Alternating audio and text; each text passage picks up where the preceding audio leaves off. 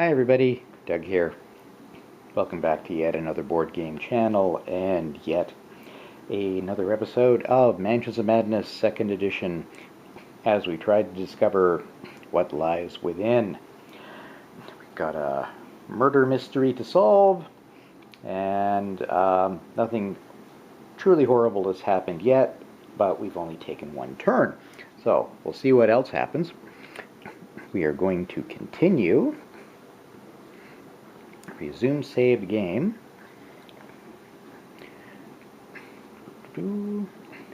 Get through our Lovecraft quote.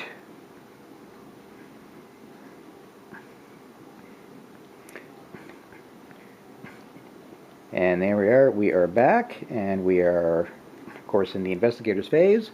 So we'll now move over to the analog version of the game and get going.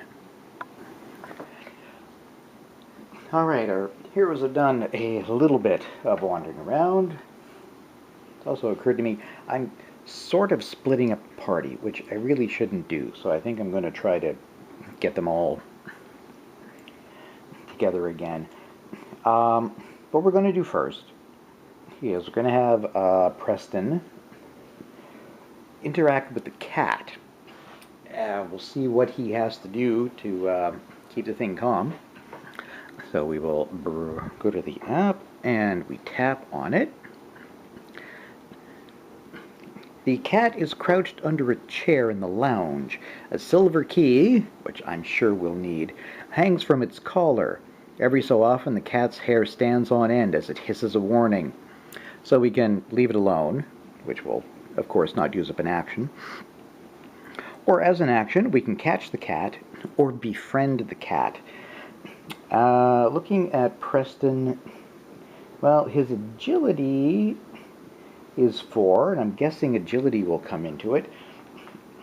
His influence is 5. I'm not sure if influence counts against a cat, as they tend not to care about people. But you know, we're gonna give it a go. We're gonna try to be nice to the cat to begin with. So we're going to, for his first action, befriend the cat. You attempt to approach the cat without alarming it, holding a hand out for it to sniff, and yes, we will be testing his influence, which means we get to roll all 5 dice. So this is good. He got 2 success. We could use his clue to create a 3rd success. I don't know, so far, well, we've only interacted with 1 thing, and 2 was enough to get a success. Let's try the 2. Confirm. The cat seems to begrudgingly accept your presence, but eventually it grows disinterested in your attention and wanders off. Doors seem to creak at the cat's approach and swing shut behind it. Remove the cat from the board. Oh well, we've lost track of the cat. That's too bad. I should have used the clue. I'm sure it'll turn up eventually. So, second action, well, really the only thing he can move. There's nothing else to interact with in the space. Once he moves, he won't be able to do much, but yeah, let's move him over here, possibly thinking about either interacting with this or moving in the next room, or maybe just have him move here. Maybe he'll pick up the sedatives next turn. We'll see how things go with our other investigators. Because I was thinking of actually having... Well, okay, let's do Bob next. Gonna have Bob start his movement, move 1, and interact with, what was it again? Right, the cabinet door, which is open. So he's going to search for a second action. A strange statuette in the shape of a winged, tentacled creature takes up most of the cabinet. The bottom shelf of the cabinet is a small row of books with various arcane titles. Gain 1 clue. So Bob's got a clue back. We'll just add that to him. And we continue. The door to the cabinet slams shut, narrowly missing your hand. Perhaps a draft? Yeah, right. Discard the search token. Alright, so we got a clue out of it anyway, and then he can continue his movement, move a second space into the lounge. Yes, that is all that happened with that. So next, that leaves us with Kate, who I think we're going to have move, first of all, 1, 2, and have her interact with the, there's a large portrait of our victim hanging over a table of smaller framed pictures. As we see here, we are going to need to do a test. The framed pictures document rare moments in the deceased's life, from boyhood to adulthood. You notice the deceased is missing his right arm below the elbow. Oh, okay, so he didn't lose his arm in the attack that killed him. He was already missing part of his arm. But something else seems strange about the photos, so we will be testing Kate's observation, which is a whopping 5. She has no clues to improve this. She got 2 successes. Confirm. Oh boy. You realize 2 things at once. First, that the deceased has been missing his right arm below his elbow since he was a toddler. That's unfortunate. And second, that his parents become conspicuously absent by his teenage years. By then, he appears to be wearing an amulet, the same amulet his mother wears in the photos from his childhood. The painted portrait of him in his older years also has the amulet rendered in loving detail. The amulet depicts a wave motif surrounding a green stone. A raised detail in the shape of a star has been added to the amulet in later photos. Gain the photographic evidence unique item, then discard this search token. Alright. Let's have a quick look through the unique items and find. Here we go, the photographic evidence, which just reads, the proof can be seen clear as day. It's a bit of an exaggeration. Kate's carrying a lot of stuff. She's our evidence gatherer so far. And yes, that is all that happens there. But I think we're probably making some minor headway. We're gathering clues. We're figuring... Maybe we're close to figuring out what's going on. No, we're not even close, are we? It's only turn 2. Speaking of turn 2, we're moving on to the next part of turn 2, the Mythos phase. A sudden sharp crack and a slam sound out, making Preston Fairmont jump. Suffers 1 face-down horror, which we can negate with his will, which is 3. Oh, yes, he managed to prevent it. He holds it together.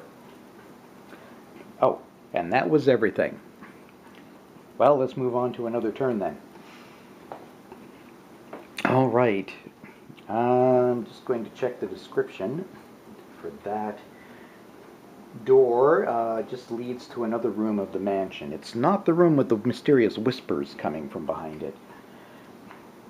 Not really enthused with the idea of leaping right into the whisper-filled room. So yeah, let's start with Kate, and she's right by the door, so for her first action we will have her explore that door. The library is filled with row after row of shelved books. A bright, cheerful reading lamp is in the corner. Place the library tile as indicated. indicated. I'll grab that in a moment. Then discard all explore tokens leading to it. Then the books become whirling one after another toward your head. Suffer 3 face-down damage. Negate with agility. Well, first things first, I'll just... Oh, actually, I don't need to break. I happen to have the library right on top of the pile. That was handy. So we also get rid of that token, as we have revealed the library. And now, poor Kate has to avoid flying books. 3 face-down damage, and her agility is 3. So it's not likely she's going to dodge all of this. But she did manage to avoid 2 of them. That's good. She only suffers a single face-down damage. That could have been a lot worse. Has anything else happened? Oh yes, the shelves are now almost completely empty of books. Perhaps you can figure out what has happened. Search token there. On top of the mountain of fallen books is one that looks useful. Place the medical textbook as indicated. Medical textbook. There it is. So anybody who has it, as an action, you or another investigator within range may discard 1 face-down damage. So that's there, the big pile of books. Though most of the library has been sufficiently upset, the reading area seems to have survived relatively unscathed.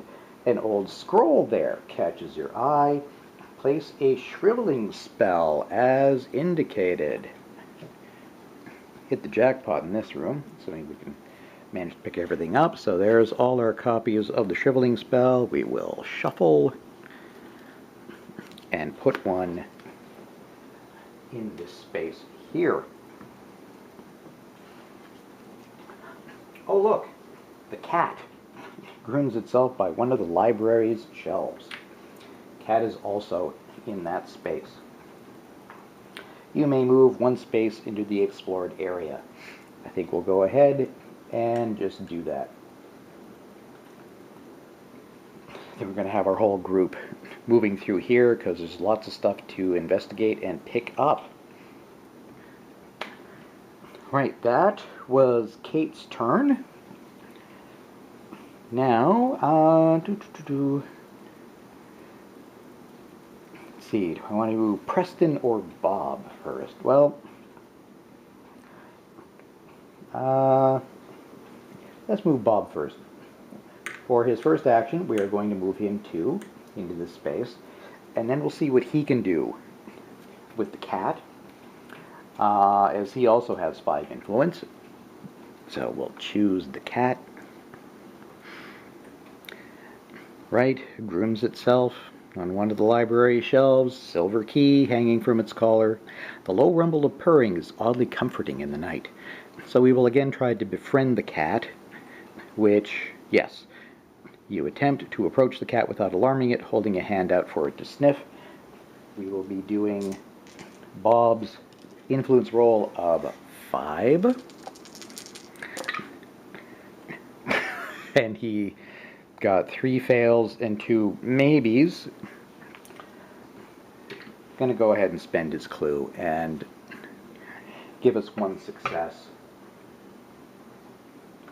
Hopefully the cumulative effect will make things work better. There we go. The cat finally allows you to pet it. And while scratching it just below the chin, you take the opportunity to slip the key from the collar's ring for a closer look. Gain the silver key. Here we are. Bob has the key. Description: Yog-Sothoth is the gate, Yog-Sothoth is the key, and the guardian of the gate. That's less than helpful. Hopefully the key itself will be useful. The cat moves from under your hands and runs off through the house. With the key secured, you let it go in peace, discard the token. I think that's the last we'll see of the cat. He has wisely decided to just run away. Alright, so that will leave Preston, who, first action, we might as well pick up the sedatives. Those could be potentially very useful in future. And for his second action, 1, 2, he will move and join the others. Wraps up another turn. So let's see what the dreaded Mythos phase has in store for us this time.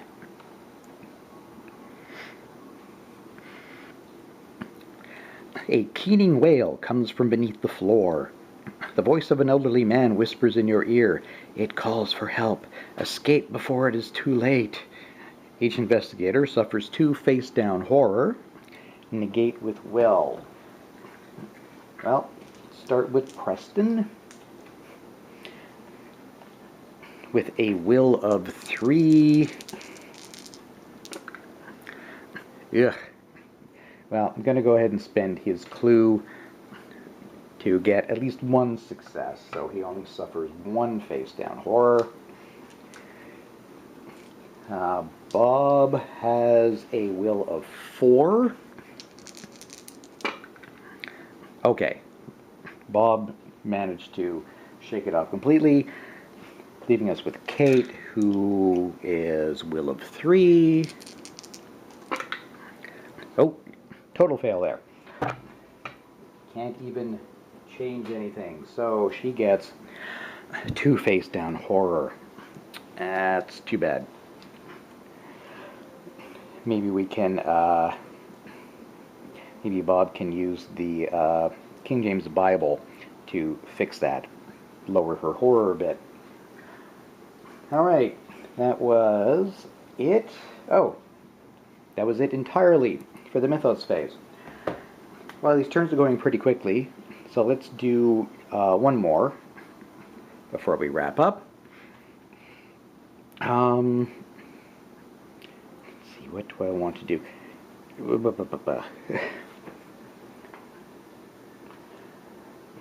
Somebody should probably pick out that spell.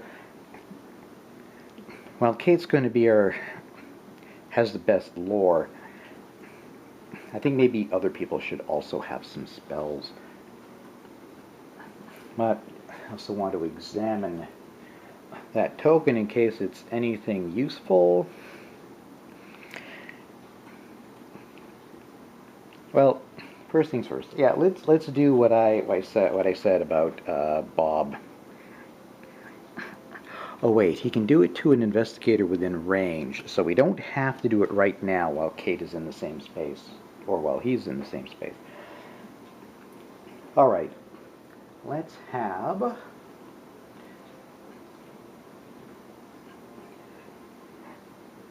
Who's got our best observation? Actually, yeah, Kate has best observation. So, going to have Kate move 1 and observe the shelf to see if she can figure out what happened. You examine the shelves for a trick mechanism that would cause the books to fly. You cannot find a mundane explanation, but you do notice a thin volume left on the shelf. It is a short, handwritten description of a creature with an impossibly large wingspread and a tentacled visage rising from the sea. Gain 1 clue, then discard the token. Well, she got a clue out of it, which is good. Clues are good. Let's go ahead, have her move a second space. There. And now, let's see, Bob will follow her out. For his first action, he will move 1, 2, and use the King James Bible You or another investigator within range may discard one face-down horror. So let's lessen Kate's horror a little bit. Put that in the discard pile. And yeah, so she's just down to 1 horror now, which is good. Preston. Yeah, I'll have Preston grab the Shriveling spell. We should see what its description is. Speaking the arcane words causes boils and burns to appear on your enemy's flesh. That would be nice. Could potentially do up to 3 damage to an enemy. Then move 1, I think just 1, because it would be a good idea to pick up the medical textbook as well. Healing items are great. Alright, that will be it for the investigators. Everybody has done their thing. So we'll do one final Mythos phase before we wrap up the episode. Let's see what we get.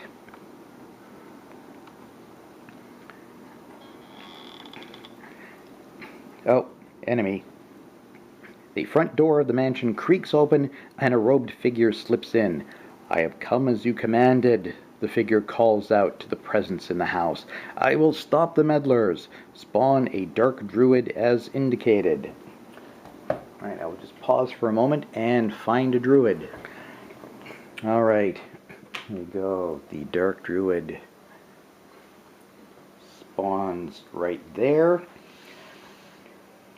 The balmy air of summer turns suddenly into a chill so cold you can see your breath. The sound of static fills the air and an old man's voice filters over it. You are not welcome here. Each investigator suffers 1 face-down horror. Negate with will.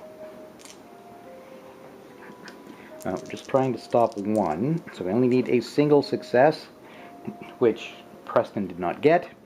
So he will take a horror. He's at 2. Yeah.